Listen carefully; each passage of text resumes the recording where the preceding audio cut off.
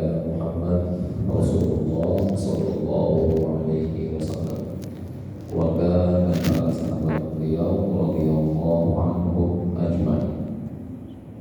Mudah-mudahan taklim kita malam ini yang kita buka dengan takbir dan selawat kiranya kehadiran kita di majelis ilmu yang mulia ini menuai curahan rahmat, ridha dan limpahan barokah dari Allah Subhanahu wa ta'ala. Amin ya rabbal alamin. Yang terhormat dan mulia kepada jemaah sekalian, orang tua kami, Bapak Anda, Ibunda, hadirin dan hadirat, hafizakumullah wa ra'akum. Sebelum kita memulai kajian kita bersama malam ini, izinkan saya mengajak kita semua untuk membaca sebaring Fatihah yang kita peruntukkan kepada korban yang mengalami musibah banjir 3 bulan yang lalu di negeri kita. Untuk yang gugur, yang meninggal dalam musibah ini, ya Allah berikan yang terbaik kepada mereka dengan ampunannya, belas kasih, ya, dan kedudukan yang tinggi di sisinya, yang selamat dari musibah ini, ya, yang masih juga dengan masih dalam ujian Allah berikan keteguhan, ya, iman, ya, ketabahan dan kesabaran menghadapi ujian ini. Ala hadiniyah wa minna lahu amwatul muslimin wa hadhihi musibah jami'an al-fatihah.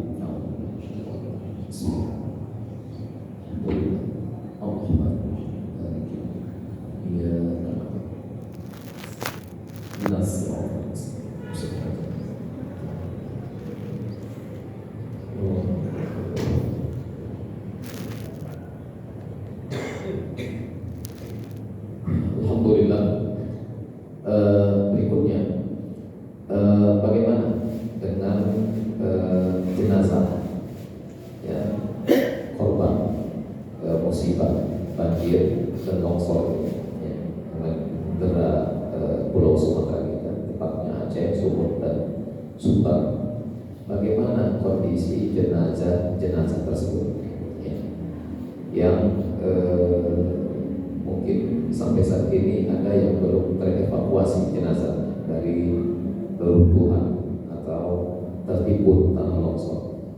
Bagaimana proses fardu kifayahnya?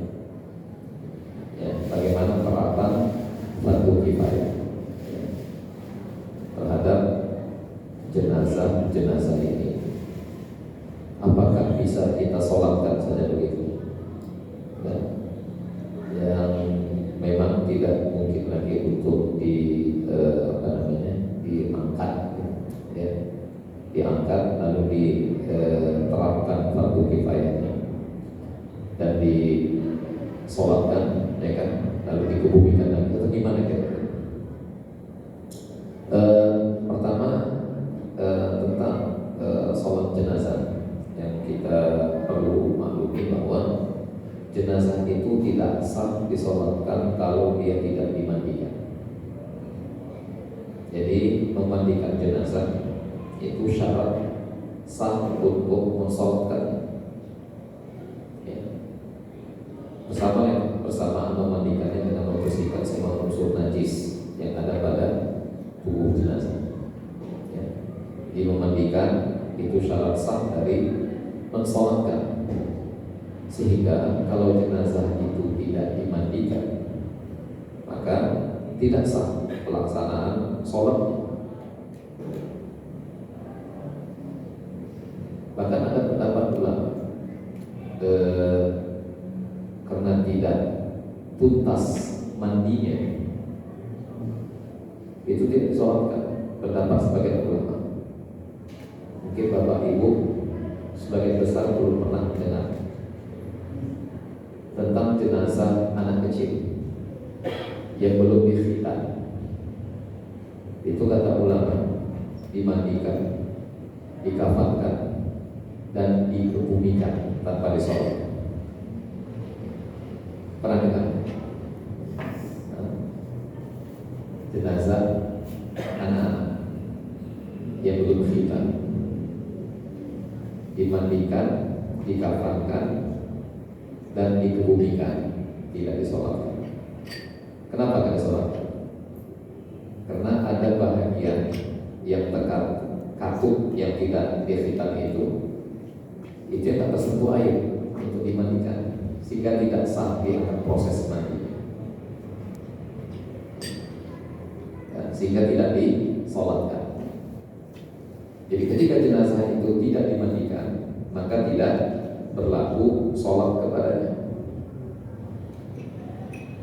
Jadi sholat ghaib ya, yang dianjurkan oleh Majelis Ulama Indonesia untuk korban ya, yang meninggal dunia dalam musibah kita ini, itu jenazah yang sah disolatkan.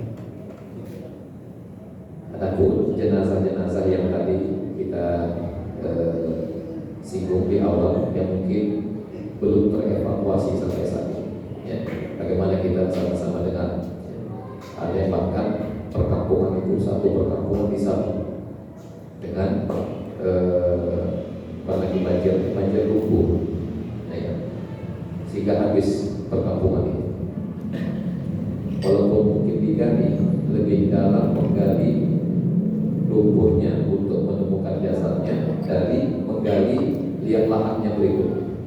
Mungkin lumpurnya 4 km, lahannya di semeter setengah cuma untuk lihat dari dalam. Ya.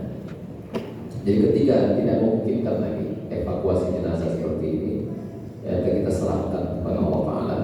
Ya. Kita tidak bertanggung jawab, kita tidak lepas dari beban pelaksanaan fardu kifayahnya. Ya, itu satu. Dan tentu dengan demikian kita tidak lagi mensolatkan, apa? Ya, karena memang tidak sah untuk disolatkan karena tidak dimandikan. Ya. Pernah saya sampaikan juga tentang sholat ghaib. Ya, kita tidak sah mensolatkan jenazah seseorang secara ghaib kalau jenazahnya juga belum dimandikan. Jadi jenazah itu harus dimandikan dulu, baru sah disolatkan. Ya. Sama ada yang sholatnya hadir langsung gitu, ya. Ada di hadapan kita atau yang ghaib, yang sifatnya sholat ghaib, jenazah ghaib. Dikatakan, ya, kalau tidak bisa lagi kita dievakuasi, ya, jasad mulia ini, apa disebut mulia, apa mereka semua syahid.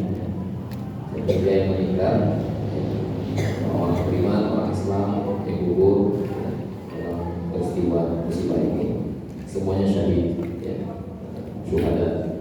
Ya. Jadi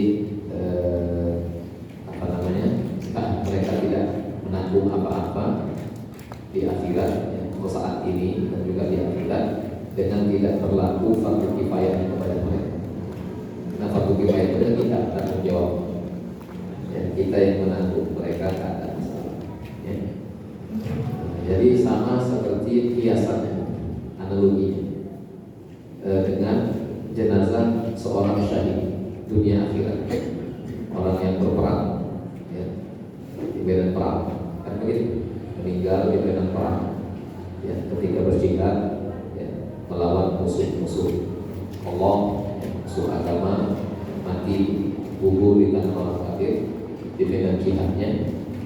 Jenazah ini juga bagaimana ketentuan hukum syariat kita terhadap jenazah yang meninggal seperti ini di medan jihad tidak dimandikan, ya, dilarang dan haram memandikannya. Dan tentu karena dia tidak dimandikan, ya kan, bahkan haram, dilarang, berdosa yang memandikan, dan dia juga tentu tidak disolatkan. Kenapa jenazah syahid tidak disolatkan? Ya, karena memang dia tidak dimandikan sebelumnya.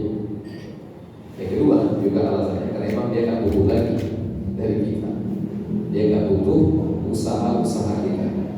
Ya, biar kita doa kita, sholatnya kita untuk mendoakannya kepada Allah, dia nggak butuh itu. Karena dia memperoleh perlakuan istimewa dari Allah, yaitu syahid dunia akhirat. Ya, nah, Jadi tidak disolatkannya jenazah itu ya, memang sebagai bentuk penghormatan Allah buat mereka. Mereka nggak butuh lagi dengan doa-doa kita ya, untuk mereka. Yang kedua, karena memang dia tidak dimandikan,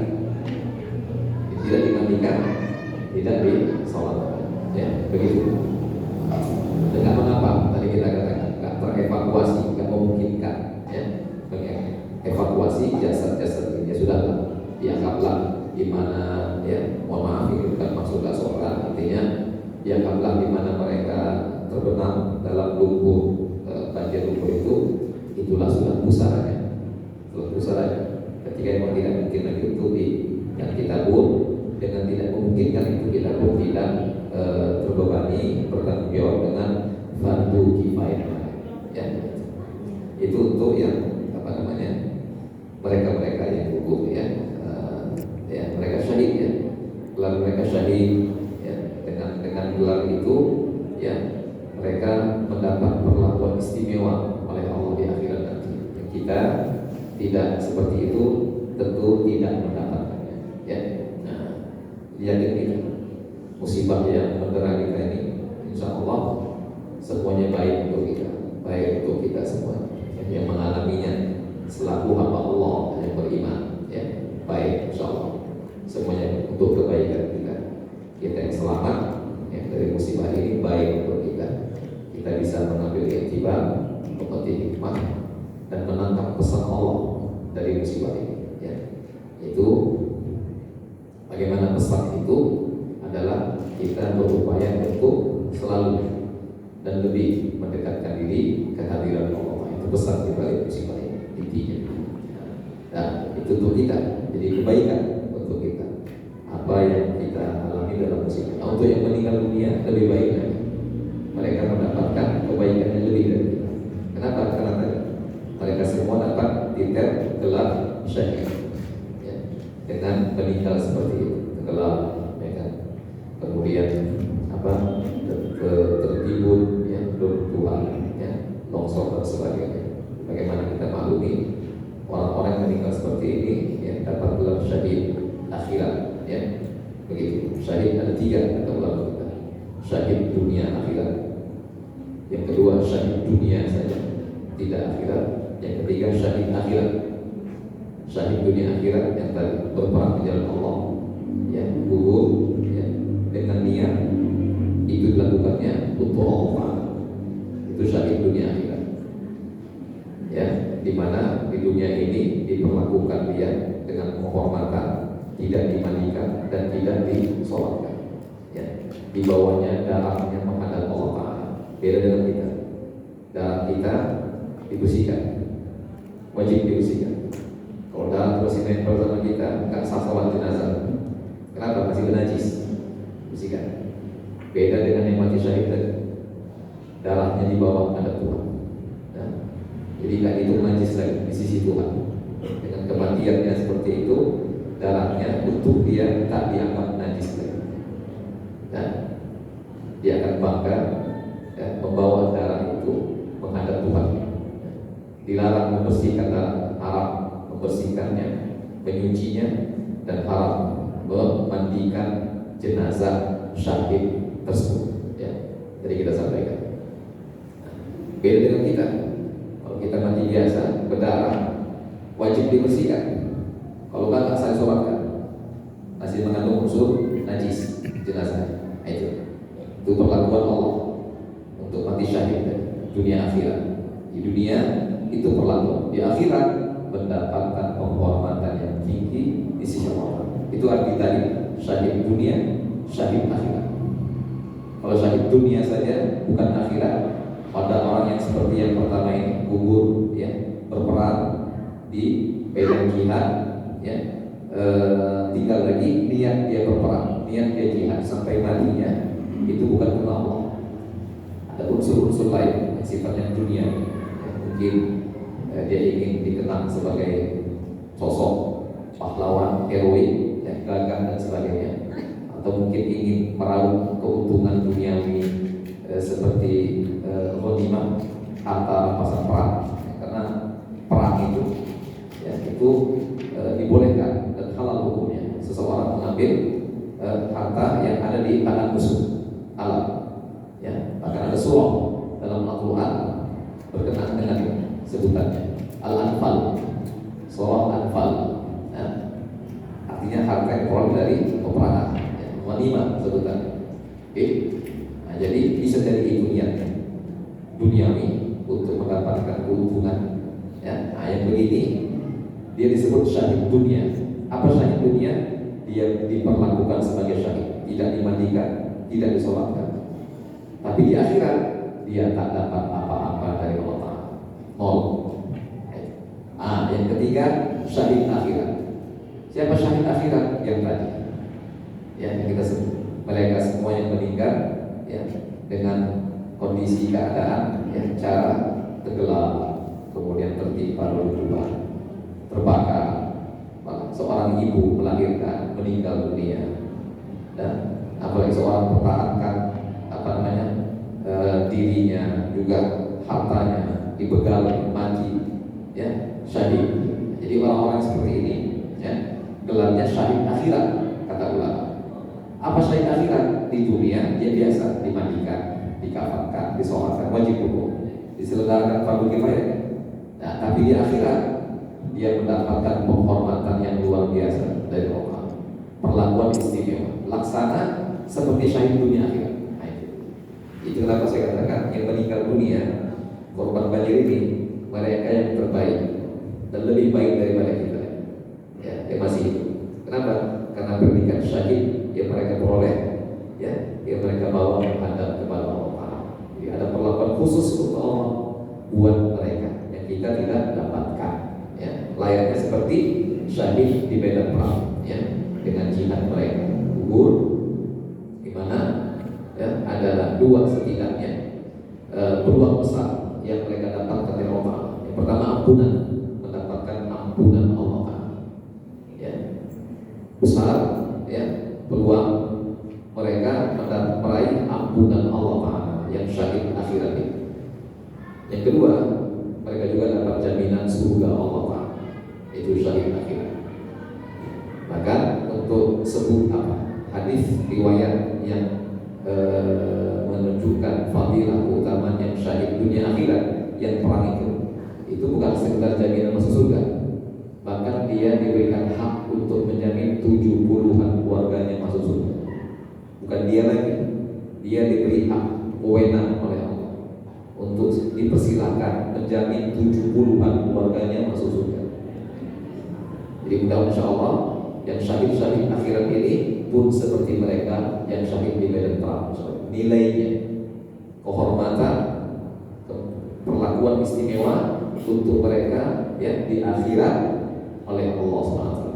Amin ya Rabbal. Dan itu untuk yang gugur, ya, dalam musibah. Nah, kemudian untuk kita mungkin kita di Medan nggak terlalu mungkin, ya, tapi di daerah dengan kondisi yang begitu sangat terbatas, minim sekali, berkenaan dengan sholat kita. Ini mirip seperti penjelasan saya mungkin 2 bulan yang lalu, bahwa sholat yang tertinggalkan selama musibah, ya kan? Ya, kita pun juga di Medan lumayan juga, ya kan, di daerah tertentu, ya kan, sampai ada terisolasi, ya, 3 makan 3 hari nggak bisa dapat akses untuk keluar dari rumahnya, kan gitu, ya. Ada yang bermalam-malam di rumahnya, ya kan, nggak bisa keluar karena genangan banjir yang cukup tinggi, sehingga ini semua mungkin, ya, mengganggu kegiatan, ya, tugas kita, ya, kewajiban kita untuk sholat kepada Allah. Gimana sholat ini? Sholat yang memang tertinggalkan sama sekali, ya kan? Kita tak terlintas di benak karena kondisi itu luar biasa, ya kan? Jadi bukan lagi mengancam harta, mengancam jiwa bahkan, seperti yang saya dengar sebagian di sekitar Medan kita, ya, bukan jauh di daerah, Medan, ya, di Sunggal sana ada jemaah kami, ya, yang kata yang bersangkutan 18 jam berendam di air, nggak ada tempat untuk bisa berlindung, ya, 18 jam berendam di air, nggak ada baju ganti, ya, dengan makanan minuman hampir dikatakan tak ada sama sekali. Nah, cuman lagi mau sholat, mau di mana sholat? Semua terendam. Ya bisa jadi mungkin ada 2, 3 atau seharian sholat yang tertinggalkan saat itu. Nah, gimana saat ini, sekarang ini, setelah normal ya kondisinya, kita menyikapi sholat kita yang di pasca banjir kemarin, atau mungkin ada yang sholat dengan seadanya, ya, dengan pakaian seadanya, ya kan, yang sudah berlumpur, ya kan, bernajisi pula lagi bernajis, ya kan, duduk juga nggak jelas, ya kan, nggak sempurna lah syarat-syarat dan rukun-rukun kira-kira, ya, di atas atap begitu duduk, ya kan, nggak bisa kemana-mana, ya, tapi diupayakan untuk sholat juga. Kita sebutkan sholat waktu. Jadi semua ya yang seperti ini, apakah memang mereka saudara-saudara ini sempat sholat ya dengan kondisi seadanya, dengan tidak memenuhi syarat rukunnya, ini disebut dengan hurmatul waqti, atau memang tertinggal, tak ada kesempatan ke sholat karena kondisi yang luar biasa itu ya, untuk menyelamatkan jiwa, bukan sekedar harta. Ada sholat ini semuanya ya mesti diingat kira-kira berapa banyak yang sempat tertinggal oleh kita. Nah, semua itu difollow, semua itu wajib untuk dikerjakan kembali ya di masa kita sudah dalam kondisi normal seperti ini ya. Nah, jadi mana tahu mungkin kita akan mengalami ya, Allah masih berikan kita keselamatan untuk tetap bisa menjalankan kewajiban sholat kita normal sebagaimana biasa, walaupun dalam kondisi banjir yang kita sebutkan ini. Nah, tapi mana tahu ada keluarga kita, kerabat kita, famili kita, atau siapa yang kita kenal, tolong sampaikan kepada mereka apa yang kita sampaikan malam ini. Jika ada masih sholat yang tertinggal, waktu itu sunnah untuk bukan sunnah, wajib. Sholat wajib yang tertinggal wajib untuk dipokok. Tinggal lagi mengkodoknya, tidak harus buru-buru, tidak mesti sesegera mungkin. Nah, kenapa? Karena semua ini tertinggal dengan sebab ada uzur. Semuanya tertinggal karena ada uzur, ya, ada alasan, ada halangan, ya, untuk bisa sholat. Musibah pula adalah gimana, ya kan? Jadi nggak apa-apa, silahkan qadha, ya, dalam kondisi, ya, keadaan tidak mesti cepat-cepat begitu, ya, tidak mesti musyawarah, ya, mubadarah, ya, istilah ulama, nggak mesti, silakan bisa mungkin, ya, untuk menjalankannya. Kalau memang ingin disegerakan, afdal, sunnah hukumnya. Di sholat yang tertinggal dengan tidak sengaja, sunnah disegerakan. Ya, sholat yang tertinggal dengan tidak sengaja, nggak wajib menyegerakannya, nggak wajib menyegerakan qadha'nya. Tapi sunnah kalau mau disegerakan supaya Pak kita cepat lepas dari tanggung jawab hutang-hutang kepada Allah. Ya. Nah, tentang ini, tentang sholat yang wajib yang tertinggal karena ada uzur, halangan, alasan seperti ini, musibah banjir ini, tidak ada kewajiban untuk menyegerakan qadha'nya. Tapi sunnah kalau itu mau dilakukan. Nah, ini berbeda dengan yang pernah kita sampaikan juga dulu dan sudah beberapa kali.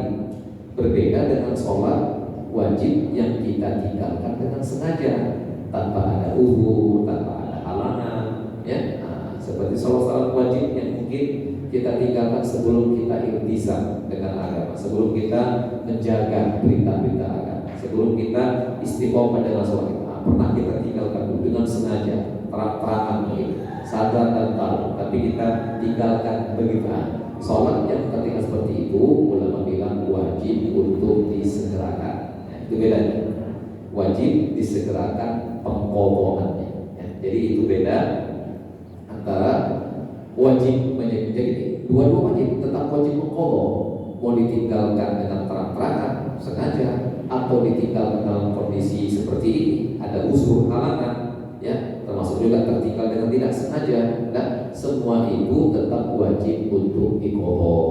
Tinggal lagi bedanya, kalau yang tertinggal dengan tidak sengaja ada alasan, ada halangan, ya kan, seperti musibah ini, itu tidak ada kewajiban kemestian untuk menyegerakan Allah. Ini berbeda dengan yang tertinggal dengan sengaja, yang ditinggal dalam keadaan kita tahu sadar, ya, tapi kita tinggalkan. Memang kita waktu itu belum istiqomah beragama, belum betul iltizam, ya, menjalankan perintah agama. Nah, itu dituntut untuk menyegerakan, ya, penuntasan kodoan-kodoannya. Itu bedanya, ya. Jadi jangan nanti salah apapun tangkap, oh ini yang tertinggal tak sengaja ini sunnah dikodok, bukan, tetap wajib dikodok, tetap wajib, ya. Namun sholat wajib ditinggal wajib dikodok, ya. Nah, kalau andai kata, ya, andai kata ada yang juga yang terkena musibah banjir ini, sehingga amalan-amalan sholat sunatnya yang selama ini istiqomah dijaganya pun tertinggal juga. Namanya banjir, cuman yang wajib saja pun tertinggal dimaklumi, apalagi yang sunat-sunat. Kan gitu, 2 hari dia nggak bisa sholat, nggak bisa mengerjakan sholat sunatnya. Sholat wajib saja pun terbatas, bahkan tertinggal karena kondisi yang tidak memungkinkan. Apalagi yang sunat-sunat, akhirnya tinggal buahnya, tinggal qiyamul-lailnya, tinggal witirnya, tinggal semua. Sholat wajibnya tinggal, ya sholat rawatibnya apalagi tinggal semua. Nah, yang tinggal itu di 2 hari itu, mungkin di Medan kan Kamis, Jumat itu kan puncak-puncaknya kita, juga Sabtu, ya. Ini andai kata tertinggal lah orang, ya, kita mungkin atau siapa saja yang punya amalan sunnah istiqomah sholat, ya, yang punya amalan sholat sunnah secara istiqomah, duha, rawatib, mungkin qiyamul lail dengan witirnya ini. Nah, untuk orang ini sunnah juga mengqadha semuanya. Jadi yang wajib tertinggal pasca banjir wajib diqadha, yang sunnah juga tertinggal sunnah untuk diqadha, ya. Qadha, ya. Kalau saran saya diqadha, ya, diqadha. Kenapa? Karena kita menerima pesan, ya, banjir, ya. Kita menerima pesan melalui banjir dari Allah ini. Pesannya adalah supaya kita dekat dengannya, semakin dekat kehadirannya. Kalau begitu, karena itu pesan yang kita tangkap dari musibah ini, maka mari, ya, betul-betul kita dekatkan diri kita dengan tetap menjaga amalan-amalan yang kita berusaha istiqomah menjalankan. Yang sunnah-sunnah itu, paling wajib kan wajib, sunnah-sunnah kita qadha juga, ya. Dan saya juga sering menyampaikan mengqadha amalan-amalan kita, bukan sholat saja, ya, puasa juga, baca Quran juga mungkin yang tertinggal karena kondisi seperti ini, ya kan begitu, zikir dan sebagainya. Nah, itu mengqadha semua amalan yang kita rutinkan, ya, ketika kita terhalang untuk menjalankannya. Ini adalah cara, yang upaya yang paling jitu untuk kita beristiqomah dalam rangka, ya, mengqadha amalan yang tertinggal karena unsur yang seperti ini adalah cara yang terbaik untuk kita bagaimana dapat sungguh-sungguh istiqomah beramal kepada Allah Ta'ala, ya. Dan tentu istiqomah ini dalam beramal seperti inilah cara juga bagaimana kita taqarrub, mendekatkan diri ke hadirat Allah Ta'ala, ya. Karena itu pesan yang Allah titipkan dalam musibah ini. Karena musibah ini bagi kita yang beriman adalah teguran Allah, ya. Karena Allah sayang, perhatian dengan kita, ditegurnya kita. Karena mungkin selama ini kita lupa bersabar dengan dia, lama mungkin tak bersabar dengan Tuhan. Begitu, sehingga bahkan kekesan kita menjauh mungkin dari sisi. Nah, sehingga dipanggilnya kita, disapa dan ditegurnya, agar kita ingat, ya, bahwa kita tidak bisa jauh darinya, ya. Bahkan isyarat itu juga Allah tunjukkan sama kita, di mana suatu kejadian itu, ya, masjid-masjid, rumah-rumah Allah selalu menjadi tempat orang berlindung, ya, dalam evakuasi, kan gitu. Masjid tempat evakuasi warga biasanya, kan begitu. Nah, tidakkah juga kita bisa tangkap syarat di sini, menangkap isyarat dari Allah Ta'ala bahwa masjid itu ternyata yang melindungi kita, ya, saat musibah itu menimpa kita, bahwa rumah yang kita diami, yang kita miliki, yang kita merasa mendapatkan kenyamanan, ketentraman, ya, keselamatan, ternyata saat itu rumah kita pun tak bisa menyelamatkan kita. Tetap juga rumah Allah penyelamat kita. Tidakkah kita bisa tangkap pesan ini? Ya, jadi sebagaimana peristiwa banjir yang mengancam diri kita, ya, harta kita, ya, ternyata rumah Allah penyelamatnya, maka itu juga pesan Allah Ta'ala yang menyelamatkan hidup kita di dunia ini sampai akhirat juga adalah keberadaan kita di rumah Allah, dekat dengan pemiliknya. Itu isyarat, ya. Jadi jangan sampai pesan ini tak kita tangkap sama sekali, ya. Saya tanya jemaah, salah satu masjid yang kemarin itu tempat evakuasi warga, ya, sampai tak kuat lagi masjidnya, ratusan, ya, dengan kondisi seadanya. Saya tanya, sampai 4 malam ada jemaah ini. Nanti saya tanya, gimana sekarang? Sekarang balik macam biasa. Sekarang balik macam biasa lagi, ya. Yang sampai lebih 100 kita datang tuh tak nampak lagi di masjid, tak nampak lagi orangnya. Ya, jadi udah tak datang lagi. Janganlah begitu, ya kan, sangat disayangkan, ya. Setelah kita mengalami ini, ya kan, pesan baik dari Allah tadi pun luput juga dari kita, rugilah kita, ya kan. Kalau kita alami ini, masa pesan bahkan hadiah, ya, yang Allah titipkan melalui musibah ini pun luput dari kita juga. Jangan, rugilah kita, rugi 2 kali, ya kan, rugi 2 kali. Udah kena musibah yang Tuhan titipkan pun sebagai hadiah, kita lepaskan juga. Ya, insya Allah mudah-mudahan, ya, itu pesan yang bisa kita terima dari Allah SWT.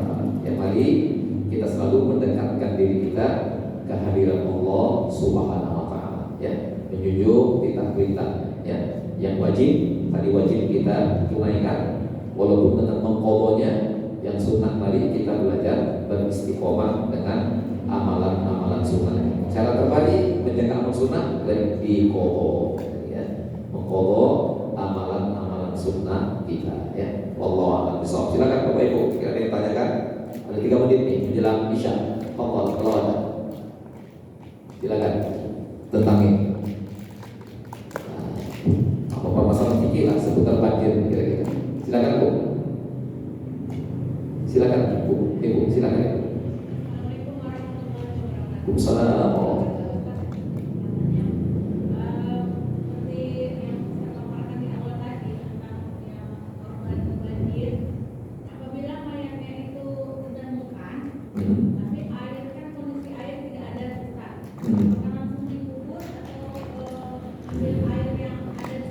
Ini lihat kondisinya. Apakah memang jenazah itu masih memungkinkan untuk diselenggarakan fardu kifayah? Setelah mungkin didapati lebih daripada seminggu, 2 pekan baru dapat, kan begitu. Mungkin mohon maaf sebagian jasad sudah berurai, ya kan, sudah mohon maaf sekali bahasanya sudah membusuk mungkin. Jadi ketika tidak memungkinkan lagi proses memandikannya, bahkan tidak memungkinkan lagi kondisi itu, ya, untuk sekedar ditayamumkan. Terkadang begini, ketika misalkan jenazah itu tidak bisa dimandikan, bisa ditayamumkan, tinggal lagi ulama khilaf, apakah tayamum ini sah disolatkan atau tidak? Pentayamuman jenazah itu apakah sah disolatkan atau tidak? Ya, karena begini, tidak semua juga yang dimandikan itu sah disolatkan, bahkan tidak dianjurkan menyolatkan. Ini gini, contohnya, maaf saya kalau terlalu lebar. Jenazah janin yang gugur, janin yang gugur, nah, artinya dia keluar dari rahim ibunya sudah mati, sudah meninggal, keluar meninggal. Tapi kalau dia sudah berbentuk, ada bentuk tubuh manusianya, ada kepala, ada tangan, itu kata ulama dimandikan, dikafankan, dan dikebumikan, tidak disolatkan. Tapi kalau janin itu sempat hidup, ada tanda keluar, dia misalkan dari rahim ibunya, ada tanda hidup, keluar suaranya sesaat, ada teriakan suara sesaat, atau mungkin dia bergerak sesaat lalu meninggal. Dan kalau begitu diperlakukan jasad bayi ini ya seperti jenazah dewasa, dimandikan, dikafankan dan juga disolatkan. Nah, jadi nggak semua juga yang dimandikan itu disolatkan. Nah, kalau kondisi jenazah itu sudah berurai, membusuk, ya kan, tak bisa lagi mungkin disentuh, ya kan, yang begini ini tak lagi tayamumkan, sudah dikebumikan saja, nggak apa-apa. Dikebumikan saja. Kita memang tidak bisa lagi menjalankan fardu kifayahnya, termasuk menyolatkannya, karena tadi syarat mensolatkan adalah memandikan. Seperti kondisinya nggak bisa dimandikan lagi, ya, karena seperti itu. Tapi kalau misalkan masih utuh jasadnya, jasad utuh, air nggak ada, jasad utuh masih baik jasadnya, air nggak ada, misal air nggak ada, gimana? Nah, ini ditayamumkan. Nah, tinggal lagi apakah disolatkan atau tidak, khilaf ulama. Ada pendapat mengatakan tayamum menggantikan posisi dimandikan sehingga disolatkan. Ya, ada bilang tayamum ini sekedar saja,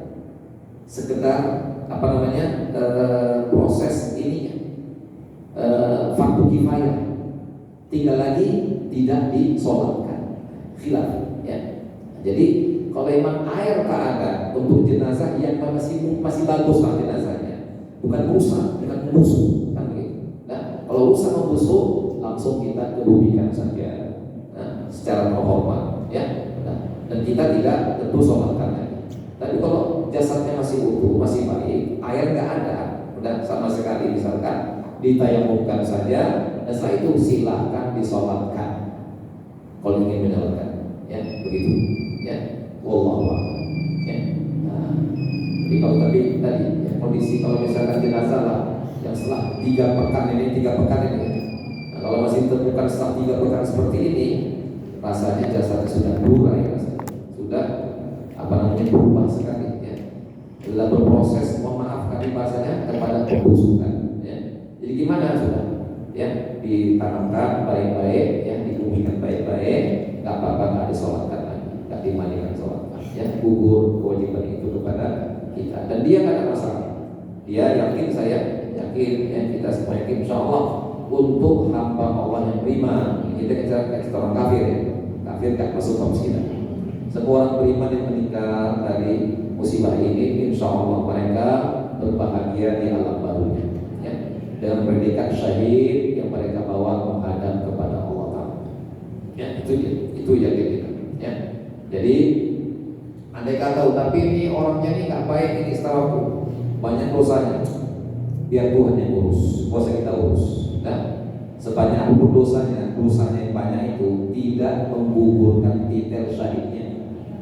Dan catat, anggaplah pelaku dosa ya, mungkin, ya, ketika peristiwa itu terjadi, ya kan, dia belum sempat tobat. Nah, itu bisa kan ada pernyataan begitu, orangnya, ya kan, entah pas kejadian itu lagi minum dia misalkan, mana kira-kira, lagi dia itu lagi sedang menjudi dia misalkan, meninggal di baru Tuhan, misalnya ini, misalkan, oke, lalu apakah karena dia sedang menjudi, sedang minum, lalu gugur titel syahidnya? Kira-kira enggak.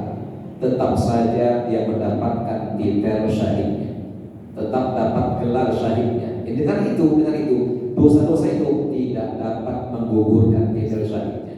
Sama juga seperti dosa-dosanya sebanyak apapun tidak dapat menggugurkan Islam dan imannya, kecuali dosa syirik.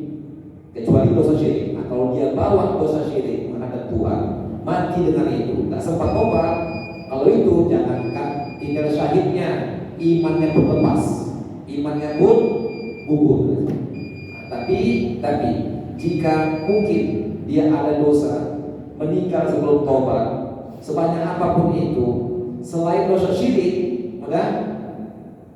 maka dosa-dosa itu tidak akan menanggalkan Islam dan iman pada dirinya, bahkan tidak menanggalkan predikat syahid yang tadi kita sebutkan. Tetapi syahid itu akan jadi satu penilaian khusus bagi Allah untuk diri si hamba tadi, ya. Insya Allah seperti itu. Amin. Ya, jangan kalah, kita tutup doa amin. Wassalamualaikum warahmatullahi wabarakatuh.